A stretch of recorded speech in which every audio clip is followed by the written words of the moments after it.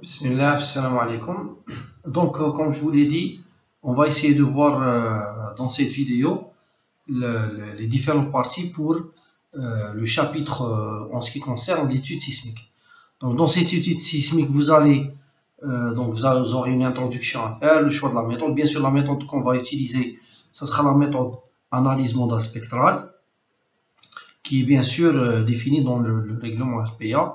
Donc, la base de cette méthode est la définition des modes de vibration et du spectre de calcul. Le spectre de calcul, il est donné par cette formule dans le RPA. L'essentiel pour définir ce spectre, il nous faut les différents coefficients et périodes comme nous allons le voir. La première des choses, donc vous n'avez qu'à suivre les méthodes qui sont présentées, faites le modèle que je vous ai envoyé. Donc la première des choses, il faut faire la classification du site. Donc la classification du site, elle est basée sur des essais et ainsi de suite, et sur un rapport géotechnique. Si vous n'avez pas de rapport géotechnique, et sachant que vous allez faire, ou là, dans votre structure, vous allez, la plupart des structures, vous aurez un sous-sol, on va définir, ou là, on va convenir d'utiliser un sol type sol ferme, donc catégorie S2.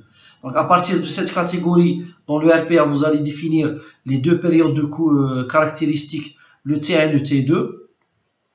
Ok, donc T1 et T2 en fonction de la période. Je ne vais pas m'attarder sur ça parce qu'en principe, vous les avez vus dans votre cursus. Donc je vais essayer de faire d'avancer un peu rapidement. Le coefficient d'accélération de zone, il est en fonction de la zone sismique et du groupe d'usage. La zone sismique, ça dépend de chaque projet dans quel wilaya il est prévu, et le groupe d'usage, la plupart, puisque des bâtiments à usage d'habitation, même s'il a fait des bureaux ou il a fait le groupe d'usage 2, les ouvrages courants ou d'importance moyenne.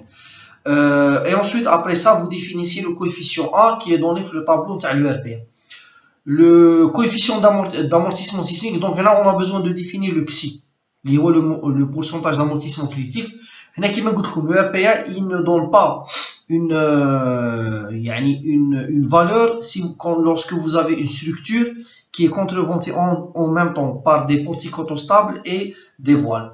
Mais puisque on sait très bien que le type de structure de la catégorie, les systèmes de contreventement qui est constitué par des voiles porteurs en béton armé, le système est constitué de voiles uniquement ou de voiles et de portiques.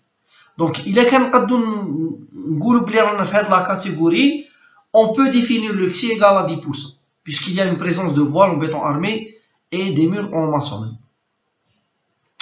Pour ce qui est du coefficient de comportement R, le coefficient de comportement R, donc on peut être soit dans cette catégorie, la page 18 du RPA, donc le RPA version officielle, donc le paragraphe 3.4 classification des systèmes de contreventement, on peut être dans cette catégorie, la catégorie 2, bien que l'intitulé c'est système de contreventement constitué par des voiles porteurs, mais il vous dit que ce système il peut être soit par des voiles uniquement ou la voile et portique. Dans cette catégorie, il faut que les voiles ils reprennent plus de 20% des sollicitations dues aux charges verticales. Bon, les charges verticales, c'est les charges permanentes et les charges d'exploitation. C'est-à-dire tout simplement que les réactions qui sont, pour déterminer le pourcentage, qu'est-ce qu'on va faire? On va déterminer à partir de la modélisation, on va tirer les réactions sous le voile, les réactions du AG et P, tout simplement AG plus P, c'est-à-dire à l'ES. On divise les réactions globales. Total, c'est égal à la structure. Si on trouve que le coefficient, le rapport il est supérieur à 0,2, à 20%, donc on est dans cette catégorie. Sinon, on sera obligé de passer aux deux catégories, le 4A et le 4B. Mais d'après la disposition qu'on fait, qui me fait bon, je l'ai dit, les cours théoriques, la plupart du temps, la disposition des voiles qu'on met en sorte à avoir une période égale à peu près à 0,1 seconde fois le nombre de niveaux, va faire en sorte que le nombre de voiles est tellement important que le pourcentage il compte toujours supérieur à 20%. L'essentiel, tout moi, vous pouvez vérifier la partie comment. Par exemple, je vais essayer de voir maintenant une structure, voilà. Donc, je vais pas faire le calcul en détail, mais je vais les procédures. Donc, vous lancez les analyses. Bien sûr, le travail, vous allez le faire après avoir bien corrigé les erreurs le voile périphérique et ainsi de suite. Ok? Voilà. Donc ici, qu'est-ce que vous allez faire? Vous allez voir où comme les voiles de contreventement. Donc logiquement, c'est les réactions les voiles de contreventement. Ok? Donc vous allez sélectionner la base, la zone où comme les voiles de contreventement. Ok? Donc attention à ne pas sélectionner un nœud un voile périphérique. D'ajouter les nœuds les voiles de contreventement et même l'appui li tac le poteau parce que le poteau si vous vous rappelez au lieu de le laisser la section non, vous changez sa section de telle sorte que un poteau il devient un poteau rédisseur. Un poteau de 30 par 30 ou de 35 par 35. Là on s'était convenu de 35 par 35. Ok? Donc je vais sélectionner les nœuds. Voilà, donc je dois me repérer par rapport à l'avion en plan. Ben نعرف وين عندي كاع les voiles. Voilà, j'ai aussi هنا مثلا pardon là aussi je pense هنا هادو وهادو. Bon معليش الا نسيت وحدين ولا انا جو ماذا بيا اكتيفي بان غير نوريكم لا بروسيدور. Une fois que vous avez sélectionné هاد les nœuds, انا على sélectionnéتهم بان خرج لي رياكسيون غير تاعهم. Donc je fais display show tables. Donc directement donc reactions. On a la combinaison, vous choisissez le LS puisque vous avez les charges verticales G et P, G plus P. Vous faites OK. Le fait que on a la sélection en ligne, donc à dire les réactions les nœuds. Donc je fais OK. Edit, copy. نروح نطلع fichier Excel. CTRL V. OK. Et la somme نحتاجها هذه تاع les FZ. Donc je clique ici. La somme ici vous avez 17 772. Donc là la somme c'est 17 772. Ok. Ensuite, on a le tableau clear. On a lancé directement display show tables sont sélectionnés. Donc bah y les réactions globales. Edit, copy. Voilà. On va dire maintenant le FZ هو شحال عندي la somme 36 535,7. 36 535,7. Je confirme. Voilà, 36 535,7. Voilà.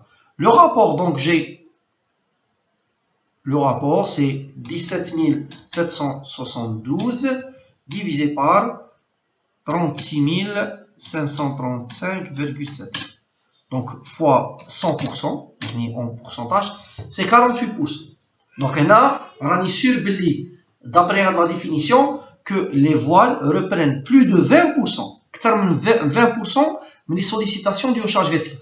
Donc ça y est, directement un système de contreventement constitué par des voiles porteurs en béton armé. Donc d'après le RPA, le système le R il est écrit le modèle, le R est égal à 3,5. Vous pouvez rajouter ce qu'on a fait maintenant sous forme de tableau et de la justification. Par exemple, un tableau sollicitation verticale totale, sollicitation verticale sur voile, ou dire le ratio comme tu peux oublier il est supérieur à 20% pour justifier la valeur le coefficient. On passe maintenant au facteur de qualité. Donc le facteur de qualité, avant de définir les deux premières, la régularité en plan et en élévation diront observer. Pourquoi? Parce que les irrégularités, on les a prises en considération sur le modèle interne. tout ce qui est décrochement, tout ce qui est excentricité, et ainsi de suite. Le modèle تاعنا. Donc, vous les faites directement observer. Les deux derniers, on a l'habitude, même avec les bureaux d'études et le contrôle technique, de prendre les deux facteurs comme non observés. Il prend les deux premiers. Donc, vous devez voir le nombre minimal sur les fils de contreventement, la redondance en plomb, et ainsi de suite. Essayez de les définir. Si vous avez des problèmes ou là, vous me le faites savoir. Ou s'ils le font une vidéo, comment faire la vérification de les deux conditions, les deux critères. Si les deux critères, maintenant, imaginons que les deux critères étaient comme les valeurs les valeurs différentes. C'est ce que j'ai vu l'exemple d'une étudiante. Maintenant, après calcul, 1,20 ou 1,15. Vous prenez la valeur la plus défavorable et vous l'appliquez. Parce que même le RPA, il le dit. Je ne sais pas si, bon, je vais essayer de retrouver l'article rapidement en ce qui concerne. Bon, pour le R, voilà, catégorie 2, voile porteur, R égale 3,5. Et pour le facteur de qualité, donc les critères, voilà, redondance. Ensuite, je ne sais pas si c'est là, attendez un peu.